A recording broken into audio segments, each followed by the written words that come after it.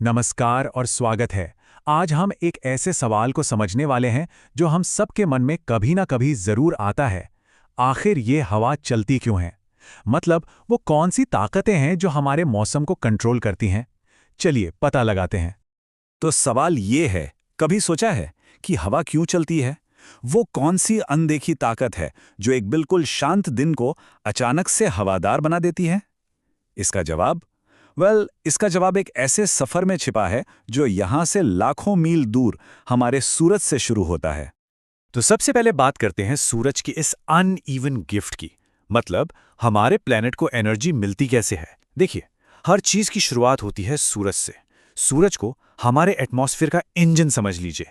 लेकिन एक मजेदार बात है, ये इंजन अपनी एनर्जी यानी कि गर्मी पूरी पृथ्वी पर बराबर नहीं बांटता। और बस यहीं से सारी कहानी शुरू हो जाती है। तो ये सब शुरू होता है पृथ्वी के अपने एक्सिस पर झुके होने से, जब वो सूरज के चारों ओर चक्कर लगाती है। अब ज्यादातर लोगों को लगता है कि मौसम इसलिए बदलते हैं क्योंकि पृथ्वी कभी सूरज के पास होती है, कभी दूर। पर असल वजह ये नहीं है। असली खेल है पृथ्वी के इस झुकाव का। इसी टिल्ट की वजह से सूरज की रोशनी हमारे प्लैनेट पर हर जगह एक जैसी नहीं पड़ती। इसको ऐसे समझिए, जो हमारा इक्वेटर है यानी भूमध्य रेखा, वहां सूरज की किरणें एकदम सीधी मतलब डायरेक्ट पड़ती हैं। तो सोचिए, सारी की सारी एनर्जी एक छोटे से एरिया पर फोकस हो जाती है, जिससे वहां जबरदस्त गर्मी होती है। लेकिन जैसे जैसे हम पोल्स की तरफ यानी ध्रुवों की ओर जाते हैं, वही किरणें तिरछी हो जाती हैं। अब वो फैलकर एक बड़े एरिया को कवर करती हैं। तो जाहिर है हर हिस्से में कम गर्मी पहुंचती है। तो अब हम आ गए हैं तापमान, हवा और दबाव पर। ये वो पहली डोमिनो है जिसके गिरने से सब कुछ शुरू होता है। अब तक हम ये तो समझ गए कि पृथ्वी पर हर जगह एक जैसी गर्मी नहीं पड़ती। इसका सीधा असर पड़ता है हवा के बर्ताव पर, और यहीं से मौसम का पूरा खेल शुरू होता है। तो सबसे पहले तापमान या टेम्परेचर। सीधी सी बात है, ये किसी भी चीज के गर्म या ठंडे होने का एक नाप है। अब क्योंकि सूरज की गर्मी पृथ्वी पर अलग अलग जगह अलग अलग तरीके से पड़ रही है, तो हमारे एटमॉस्फेयर में ये एनर्जी भी हर जगह अलग अलग होती है। तो देखिए होता क्या है। सूरज अपनी एनर्जी से जमीन को गर्म करता है। फिर जमीन के कांटेक्ट में जो हवा होती है वो भी गर्म हो जाती है। अब जब हवा गर्म होती है ना, तो उसके मॉलिक्यूल्स यानी कण दूर दूर फैल जाते हैं। इससे हवा की डेंसिटी कम हो जाती है, मतलब वो हल्की हो जाती है। और हल्की चीज क्या करती है? वो ऊपर उठती है। और सबसे जरूरी बात, जब ये गर्म हवा का पूरा कॉलम ऊपर उठता है, तो वो अपने नीचे एक खालीपन सा छोड़ जाता है, जिसे हम कहते हैं लो प्रेशर एरिया। और यहीं पर आता है मौसम का एक गोल्डन रूल, एक सबसे जरूरी नियम। गर्म हवा हल्की होती है, ऊपर उठती है और लो प्रेशर बनाती है। इसके बिल्कुल उलट ठंडी हवा भारी होती है, नीचे बैठती है और हाई प्रेशर बनाती है। बस ये एक सिंपल सा नियम अगर याद रह जाए तो मौसम को समझना बहुत आसान हो जाता है। तो अब देखते हैं कि हवा पैदा कैसे होती है। ये नेचर का एक बैलेंसिंग एक्ट है। तो अब तक हमारे पास क्या है? पूरी दुनिया में कहीं हाई प्रेशर के एरियाज हैं तो कहीं लो प्रेशर के। और कुदरत की एक आदत है, उसे हमेशा बैलेंस पसंद है। वो चीज़ों को बराबर करना चाहती है। और बस इसी बराबरी की कोशिश में जन्म होता है हवा का। तो हवा आखिर है क्या? ये कुछ और नहीं, बस एटमॉस्फेयर का खुद को बैलेंस करने का तरीका है। सिंपल शब्दों में, हवा हमेशा हाई प्रेशर वाले एरिया से लो प्रेशर वाले एरिया की तरफ बहती है। बिल्कुल वैसे ही जैसे पानी हमेशा ऊंचाई से ढलान की तरफ बहता है, जहां ज्यादा है वहां से कम की तरफ। अब जिस फोर्स की वजह से हवा बहना शुरू करती है, उसे एक खास नाम दिया गया है, प्रेशर ग्रेडियंट फोर्स। सुनने में थोड़ा टेक्निकल लगता है, पर है बहुत सिंपल।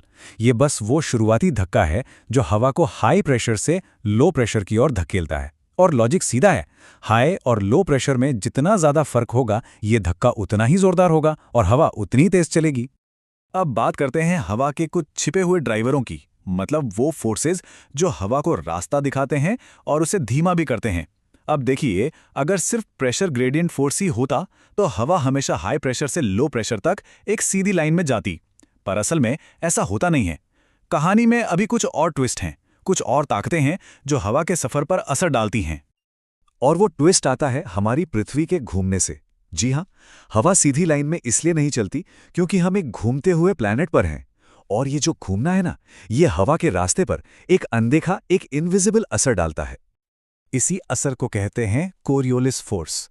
अब ये कोई असली फोर्स नहीं है जैसे हम महसूस कर सकें, जैसे कोई धक्का। ये असल में पृथ्वी के घूमने की वजह से पैदा होने वाला एक इफेक्ट है जो चलती हुई चीजों को मोड़ देता है। इसे हवा का स्टीयरिंग व्हील भी कह सकते हैं। और इसके कुछ बहुत सीधे सादे नियम हैं। अगर हम नॉर्दर्न हेमिस्फीयर यानी उत्तरी गोलार्ध में हैं, तो ये फोर्स हवा को हमेशा दाईं ओर यानी राइट साइड मोड़ेगा, और सदर्न हेमिस्फीयर में ये हवा को बाईं ओर यानी लेफ्ट साइड मोड़ेगा। एक और बात, ये फोर्स पोल्स पर सबसे ज्यादा ताकतवर होता है और इक्वेटर पर आते आते बिल्कुल जीरो हो जाता है। और अब आता है आखिरी फोर्स, फ्रिक्शनल फोर्स यानी घर्षण। जब हवा जमीन के पास बहती है तो वो जमीन से, पहाड़ों से, बड़ी बड़ी इमारतों से, पेड़ों से टकराती है। इससे क्या होता है? उसकी रफ्तार कम हो जाती है। ये फोर्स एक ब्रेक की तरह काम करता है।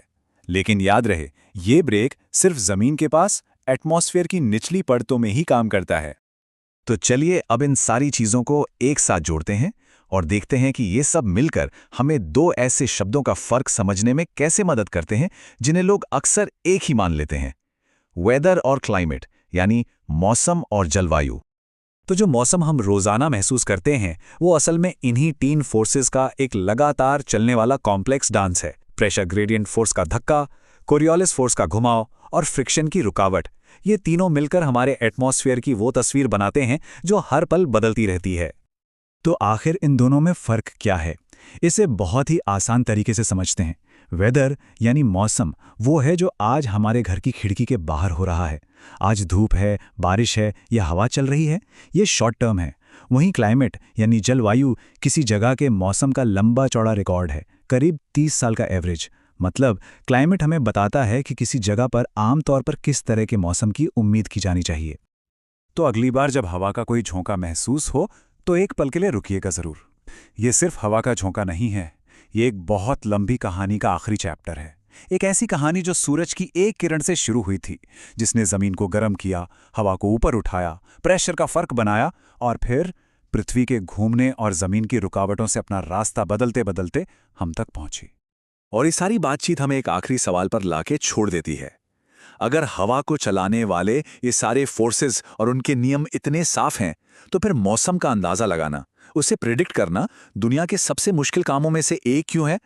ये सवाल हमें ये सोचने पर मजबूर करता है कि कैसे कुछ सिंपल से नियम जब आपस में मिलते हैं तो कितने कॉम्प्लेक्स, कितने पेचीदा नतीजे बना सकते हैं।